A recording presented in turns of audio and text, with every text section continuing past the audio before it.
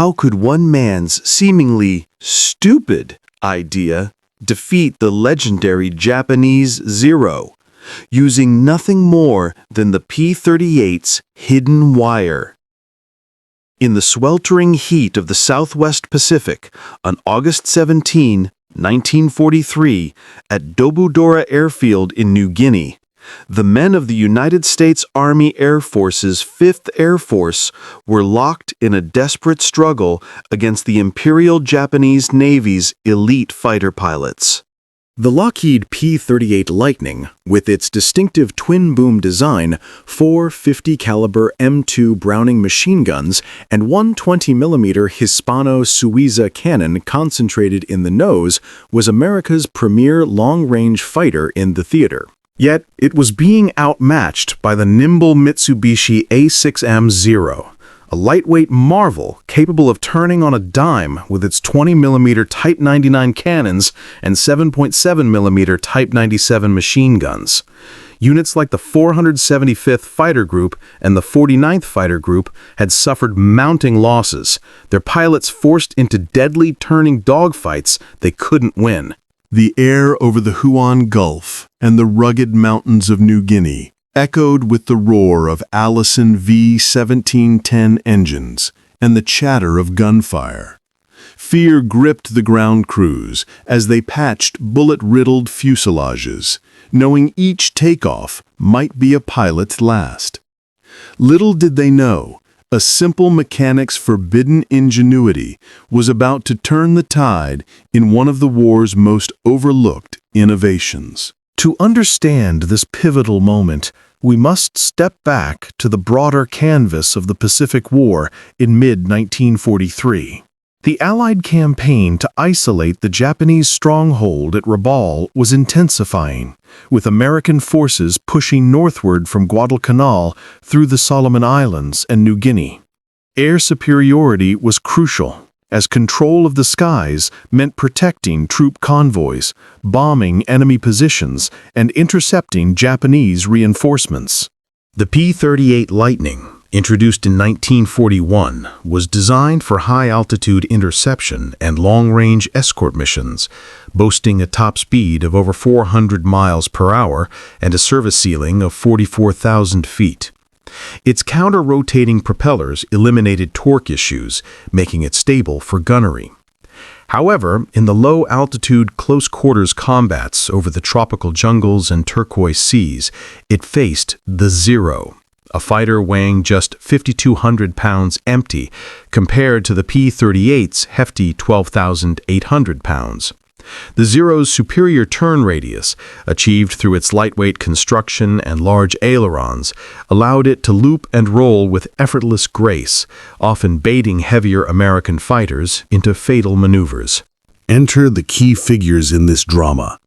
Technical Sergeant James McKenna, a 28-year-old former auto mechanic from Long Beach, California, served with the 475th Fighter Group's ground crew at Dobudura. McKenna was no stranger to the grease and grime of aircraft maintenance. He'd spent 8 grueling months under the relentless equatorial sun, repairing battle-damaged P-38's amid the mud and malaria of New Guinea. His hands, calloused from turning wrenches on the massive 1,425-horsepower Allison engines, held the deep respect for the machines that carried men into harm's way. But it was the human cost that weighed on him. Watching young pilots, fresh from stateside training, climb into cockpits only to return in body bags or not at all. Lieutenant Robert Hayes, a 23-year-old farm boy from rural Iowa, epitomized those pilots. Assigned to the 475th's 431st Fighter Squadron, Hayes had flown 6 combat missions by August 1943, surviving by the skin of his teeth but scoring no victories. He adhered strictly to Army Air Force's doctrine: use the P-38's speed and climb rate for boom and zoom tactics, diving from altitude to strike and then zooming away. Yet, in the heat of battle, doctrine often crumbled.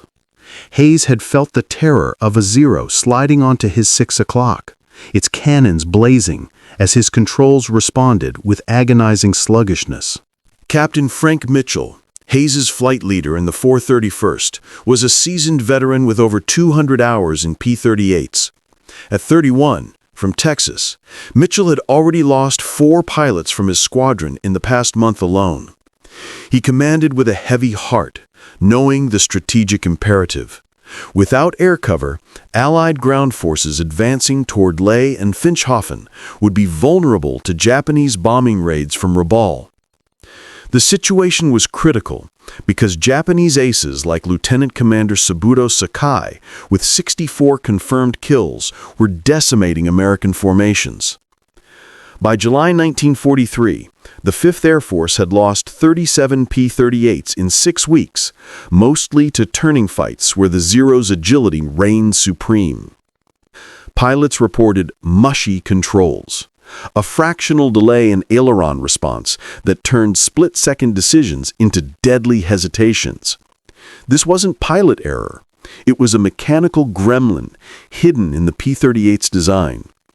The aileron control cables, running through the twin booms to the tail and then forward via pulleys to the wings, developed slack, about 3/8 of an inch at full deflection. Engineering officers dismissed it as within tolerances, but on the front lines it meant life or death. McKenna, plucking the cables like guitar strings to hear their tone, loose and dull versus tight and resonant, knew something had to change. The weight of command fell on men like Mitchell, who agonized over sending pilots up against impossible odds, while the human spirit flickered in the resolve of ground crews determined to give their flyers a fighting chance. The tension had been building relentlessly through the summer of 1943 as Japanese forces clung tenaciously to their positions in New Guinea. By early July, the humid air over Dobodura airfield hung heavy with the scent of aviation fuel and jungle rot. Mosquitoes swarmed the revetments where P-38's sat like silver predators, their nose art, snarling sharks and pin-up girls, a defiant mask over the fear that gripped the men. On July 9, Lieutenant David Chen, a 25-year-old Chinese-American pilot from San Francisco in the 49th Fighter Group, took off at 900 hours for a sweep over WWII. His P-38, serial number 4266789, performed flawlessly at cruise, but when 8 Zeros ambushed his flight at 12,000 feet, the turning fight began. Chen banked hard left, but the slack in his ailerons caused momentary lag, just enough for a Zero to cut inside his radius. Tracers stitched across his canopy. He evaded the first burst, but the second ignited his left engine. "I'm hit! Controls sluggish!" he radioed, his voice cracking over the static. For 3 brutal minutes, he spiraled downward, the deafening roar of his burning Allison engine mixing with the whine of pursuing Zeros. Chen bailed out at 2,000 feet, but Japanese strafing runs ensured he never made it to the ground alive. McKenna, back at base, inspected the wreckage recovered days later. Cables slack, pulleys worn, but within specs. The losses mounted like storm clouds. By 1100 hours on August 3, Captain William Morrison of the 475th led a patrol over Oro Bay. At 10,000 feet, his formation encountered 12 Zeros diving from the sun. Morrison, in P-38 serial 432387, ordered a climb, but 2 pilots peeled off into turns. Break right, he shouted, but Lieutenant James Parker's aircraft responded too slowly.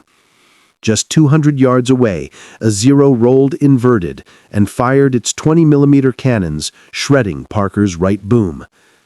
The P-38 cartwheeled into the sea, a plume of white foam marking his grave. Morrison himself felt the mushiness in his controls as he reversed a dive. A delay of mere tenths of a second, allowing a Zero to close. His wingman shot it down, but Morrison's plane limped back with 47 bullet holes. "It's like steering through molasses," he told McKenna that evening, sweat beading on his forehead under the hangar lights. As August wore on, the threat intensified.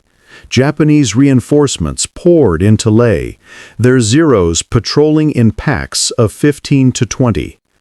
On August 14, at 1300 hours, Lieutenant Thomas Parker, no relation to the earlier loss, launched from WWII for a strike on Finchhafen. The tropical thunderstorm loomed, lightning cracking the sky as his squadron climbed through 8,000 feet of turbulent air. Visibility dropped to mere miles in the driving rain, the bitter humidity seeping into cockpits. Suddenly, 18 Zeros emerged from the clouds, their radial engines a low growl building to a thunderous howl. Parker's P-38, burdened by the cable slack, couldn't match the Zero's snap roll. "They're on me! Can't shake 'em!" he screamed over the radio, his voice laced with panic. For 2 agonizing hours, the dogfight raged across 50 square miles of jungle canopy. Parker's aircraft took hits to the hydraulics. Controls froze in a half-deflected position.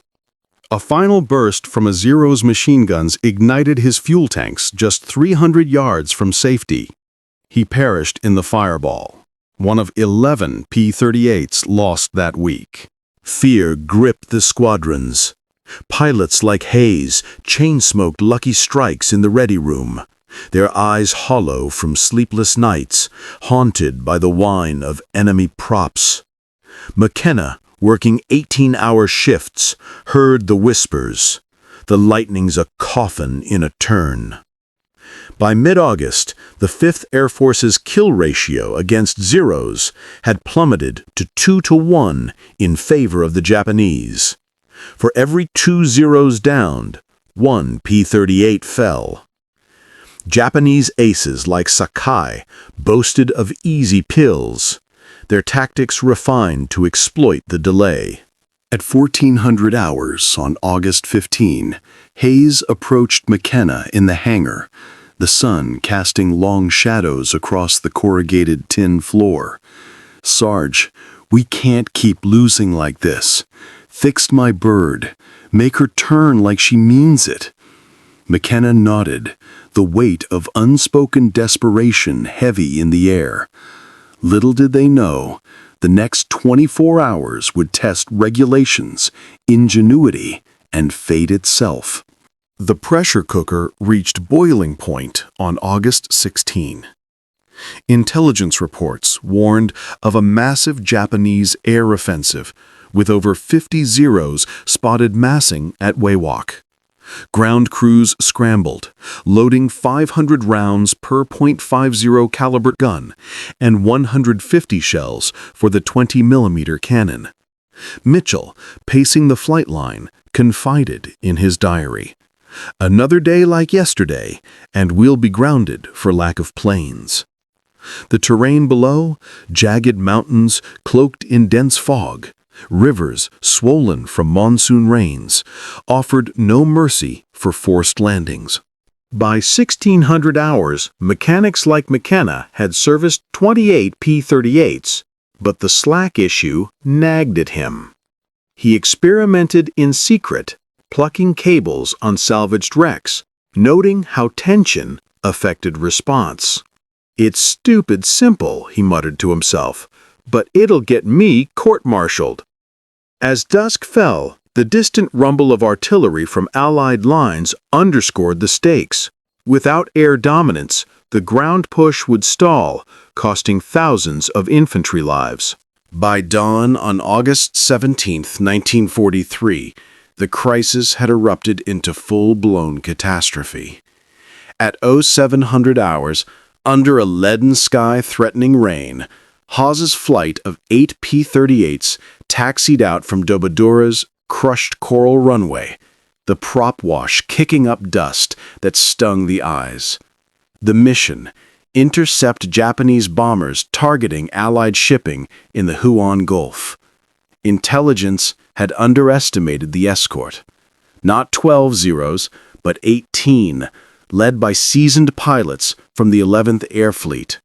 Climbing to 13,000 feet, the P-38's pierced the cloud deck, the air growing thin and cold, frost forming on canopy edges. Hayes, in the lead element, scanned the horizon, his gloved hands tight on the yoke. "Bogies at 2 o'clock high," Mitchell radioed from above at 15,000 feet, his voice steady but urgent. The Zeros dove like hawks, their sockeye engines screaming as they closed at over 300 knots. Hayes banked right, but without the fix, his unmodified P-38 would have lagged. A death sentence. The air filled with the acrid smell of cordite as tracers arced through the formation. 1-0 targeted Hayes's wingman, Lieutenant Edward Ramirez, rolling inside his turn with lethal precision. "He's on my tail. Can't outturn him," Ramirez yelled, his P-38 shuddering from hits.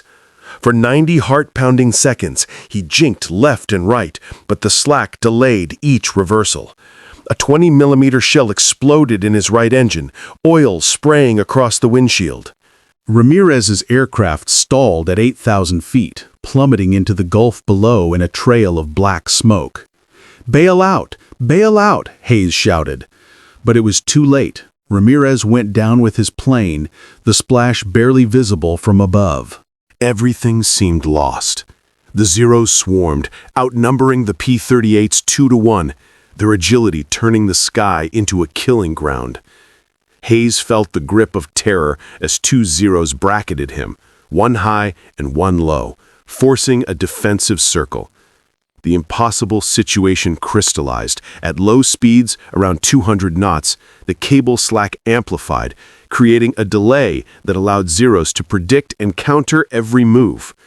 "We're getting slaughtered," a pilot radioed, his transmission cut short by a burst of gunfire. Mitchell, circling above, watched helplessly as another P-38, serial 43-2412, took a fusillade to the booms, its controls severed.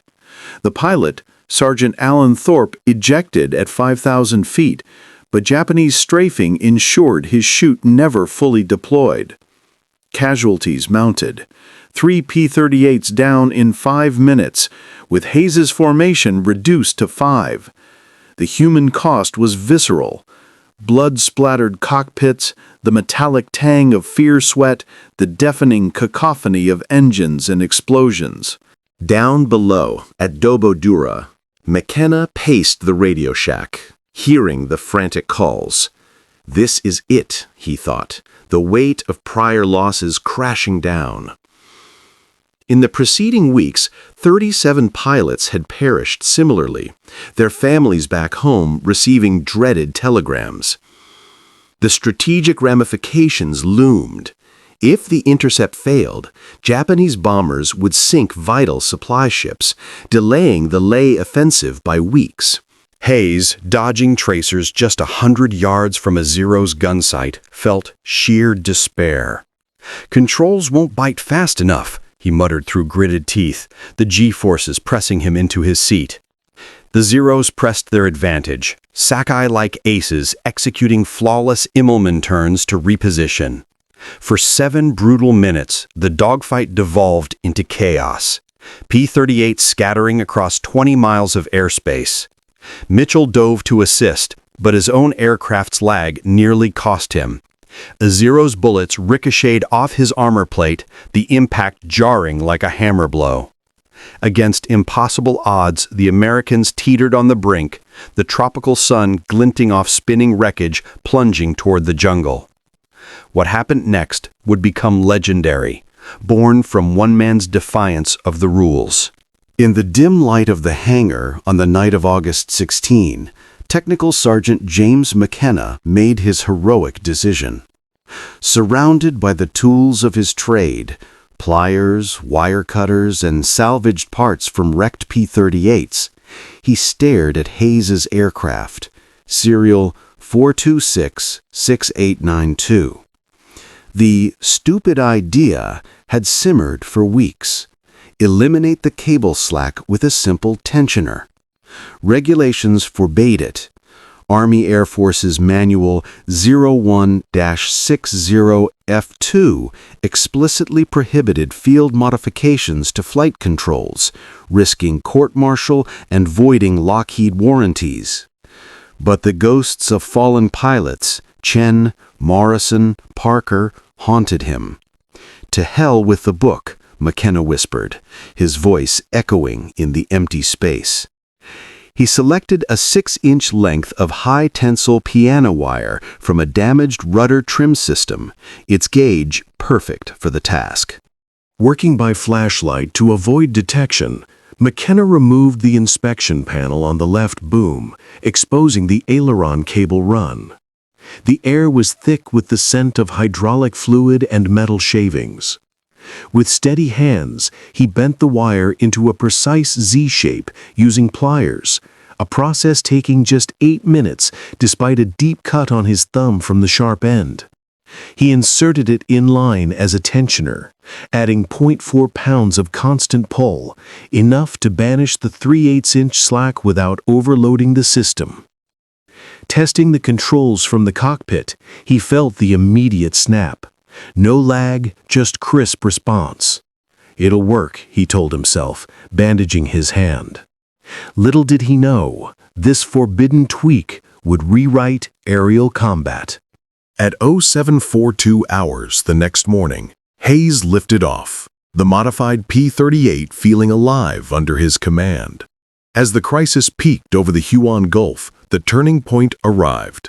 Diving from 13,000 feet at 350 knots, Hayes targeted a zero, harassing his squadron.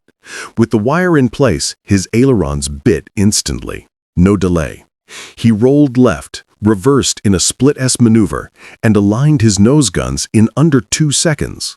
The .50 calibers and 20mm cannon barked, shredding the Zero's engine in a fireball of oil and debris. "Got one," he radioed, adrenaline surging. The Zeros, expecting the usual sluggishness, were caught off guard.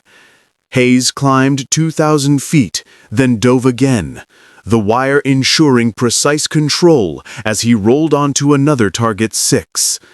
Tracers connected at 200 yards. The Zero's wing folded, spiraling down in flames.